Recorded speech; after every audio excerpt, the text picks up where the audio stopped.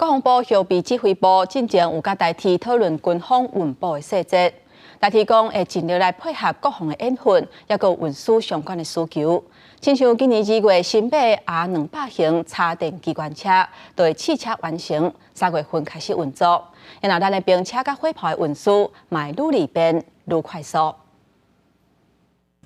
台铁若载人客嘛协助国军运输装备。进前国防部后备指挥部运输处长李世杰带团拜会台铁公司，甲董事长杜维、总经理彭辉生等人交换意见。研究改进军运方式甲作为，满足国军未来演训准备甲各种运输计划目标。双方初步拟定年度协调计划，甲调集专案会议，加速推动进度。那因为旧的板桥比较年久了，所以他们希望能够把它强化，可不可以从平交道或是适当的地点，可以因应紧急的需要，可以直接上下我们货运列车。台铁指出，今年2月新购买R200型插电机车，伫要完成测试，第3月投入货运。到时阵以强大马力，会当增加货物车的牵引动速，缩减推队，减少运输时间。另外，未来国军引进海马斯多工火箭代替兵车，往哪会当运送？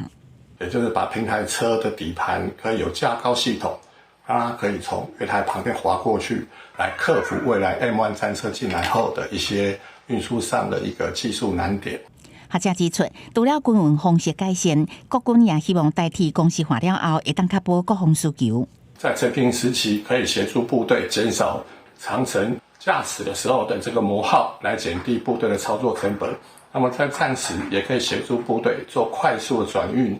不过，这个时阵共军也是持续扰台，国防部测试公布查到共机7台、共艦4隻，持续伫台海周边活动。其中1台共机超过海峡中线了后，进入西南空域，上近敢若离5片60海里。国军运用任务机艦也敢换伫飞弹系统，严密监控甲应处。记者综合报道。